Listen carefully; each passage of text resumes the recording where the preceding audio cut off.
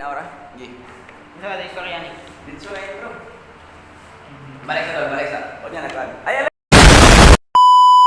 What's up? We are the group 6 and our topic is the chief engineer. We are going to discuss the duties and different responsibilities of a chief engineer. So, sit back and relax and eat your popcorn. So we are about to go down. Yeah.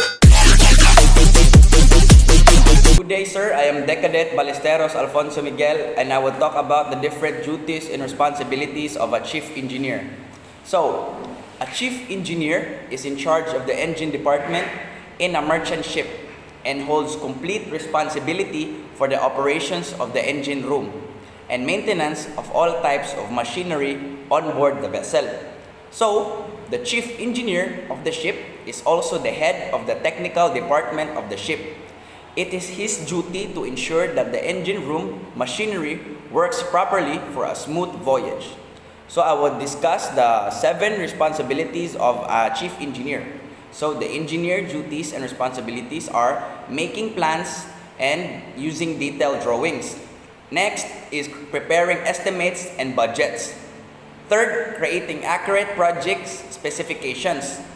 Fourth, designing engineering experiments, creating technical reports for customers, and lastly, completing regulatory documents in concerning safety issues. So I am Decadent Batucan Victor Josef, and today I will talk about what are the responsibilities of a chief engineer during emergency situation. So, the chief engineer should stop the engine before reporting to the master. So, in case of emergency, a chief engineer should direct every member of the engine room department to attend to the required emergency activity. Padahal lang, balikan itong kuhan to the activity. Yan ako rin na-edit. Sure, eh. Oo. Di lang kami lang. Lagada. Balik ko na eh. 3, 2, 1, go. So this is Decadent Batucan Victor Joseph, and I will talk about what are the responsibilities of a chief engineer during emergency situation. So the chief engineer should stop the engine before reporting to the master.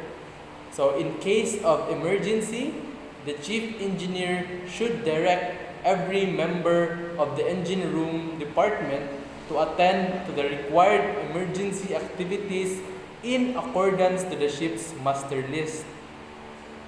So that is the responsibility of a chief engineer during emergency situation.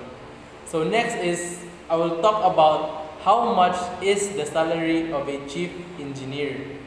So the salary of a chief engineer ranges between $75,000 to $84,000 yearly. So, as a chief engineer, you can earn a tidy sum of money as making anywhere between $75,000 to $84,000. So, dako juga siya.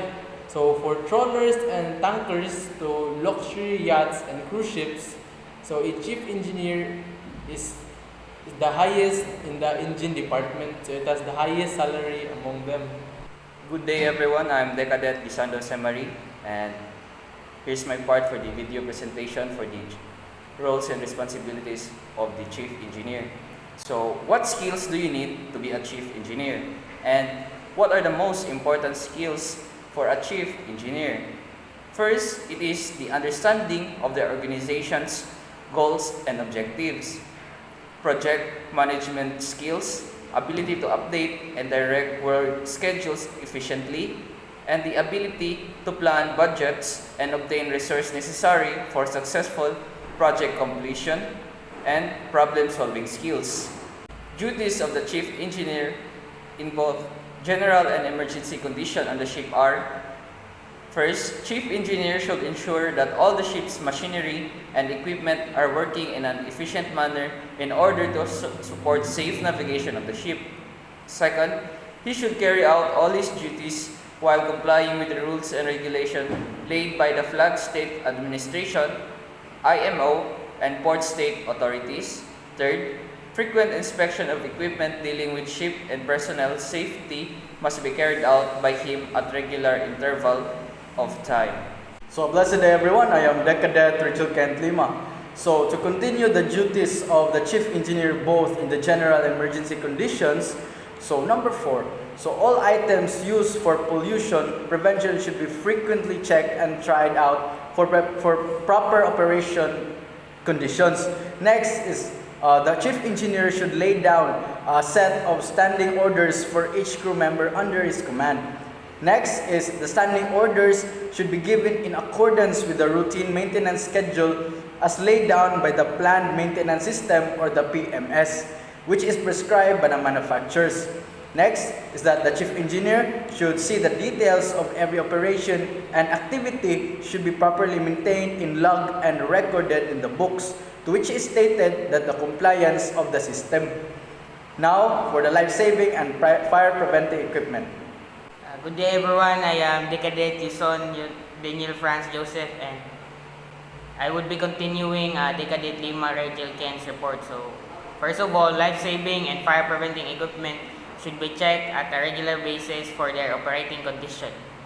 Another one would be in order to minimize the sources of fire, a chief engineer must ensure that proper operation and maintenance of fuel and lubricating oil and purifying equipment is carried out to minimize leakage.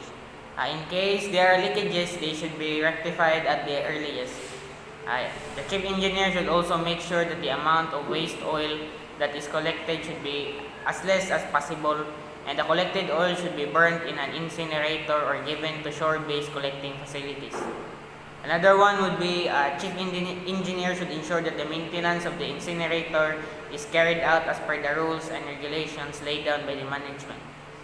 It is imperative of the chief engineer to check him that from the effluent mixture, only clean water is pumped out of the ship only through an oily water separator. And it is a case-to-case basis as per the ship's standards requirements. Another one would be in order to make sure the maintenance and the repair procedures of the ship are carried out properly, necessary machine spares should be made available in the ship's store by filling a proper requisition at the right time. And lastly would be it is the duty of the chief engineer to motivate his crew to develop a safety first attitude in his work. That will be all for our report, and thank you for watching for our vlog.